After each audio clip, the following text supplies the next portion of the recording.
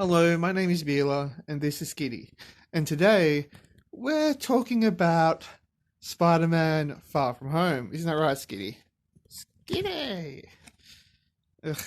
Anyway, so I just watched Spider-Man Far From Home, and it was a fun movie. It was kind of cool.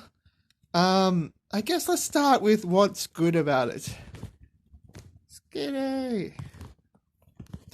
Anyway, so I think they start off by doing housekeeping. They're like, you know what, the Avengers, everyone's 4 years older thing. They explain that really quick, and thank goodness for that. I didn't want that to drag on and go, why is everyone older for throughout the show? I'm like, bleh. So that was good. Um, Tom Holland, my goodness, I don't think there's ever going to be a better Spider-Man. He just hits every line and is suitably uncomfortable. So uncomfortable, so anxious and anxiety and nervous, and he's great. He is Spider-Man, better than the previous ones who just weren't as strong.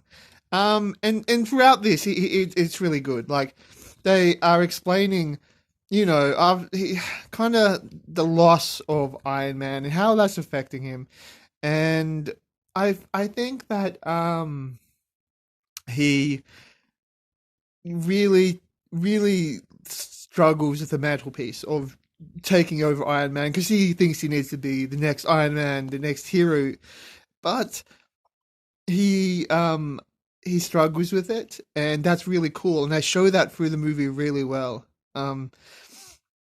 And I think then they do like Mary Jane and Aunt May, and throughout the movie, people start learning who he is, and that's good because you gotta you can't have Superman syndrome. You can't have Peter Parker, vanish and appear, and everyone's like, "Oh, where did he go?" Because people aren't stupid. Like, for a bit that makes sure, but now more of his close friends who probably should know are learning the truth, and that's nice. That's nice to get rid of that rubbish because you need that. You need to have his friends know who he is. And I think the movie did that well. Mysterio, played by Jake Gyllenhaal, was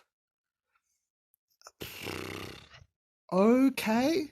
I felt like he was playing Jake Gyllenhaal, and his charisma was okay, but like in Far From Home, the Vulture, Michael Keaton, absolutely hit it for a home run, and that was amazing. And then you had Jake Gyllenhaal, who's like, "Oh yeah, I'm Mysterio. Hey guys, I relax." And it's like, I don't know about that. And like throughout the movie, like there was lots of fights, some fight scenes where Mysterio was making giant, uh, monsters. Which if you know anything about Mysterio, you know that he's a bad guy and he's it's illusions. So I was kind of thrown out from the beginning. I'm like, yeah, I know what that is straight away. It's an illusion. And you know what? That could have worked, but it kind of made the fight scenes a bit cluggy at times. Like, there was no really cool, awesome one-on-one fight scenes with Spider-Man. It was just him trying to, I guess, play second fiddle to Mysterio, who floated over and was like shooting him with whatever his mystical, whatever he was shooting him with. And it just made the fight scenes kind of average, which was a bit disappointing because, I like fight scenes, the cool fight scenes. Um, but there were a couple of those, especially when it was Spider-Man versus Mysterio, mono a mono. Yes, that was amazing. Like that was cool. I would love seeing a lot more of that. But I just feel like him trying to deceive like Nick Fury and take over the I don't know what he was trying to do. It was I guess he was be evil and take over the world. Who knows what his overall goal was going to be, but it just didn't work as well as what the old comic books used to do, where it was Mysterio and it was usually Chameleon, and their whole idea was to make Spider-Man Public Enemy number one, and that was really good. That was the whole. That was usually the whole comic, and was to do that.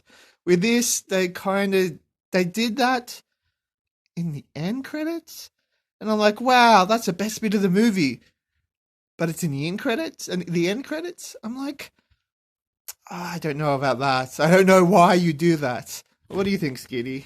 Skitty, that really didn't help. Nothing.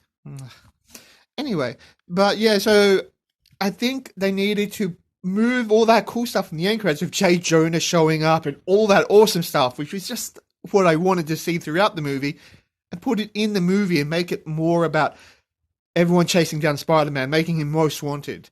Instead, they kind of just, it's kind of a filler movie where Mysterio was just there trying to do evil things, steal Tony's, manipulate Spider-Man to give, the secret glasses of power to get them off Spider-Man, and he did that, and I don't know. But the comedy was fun.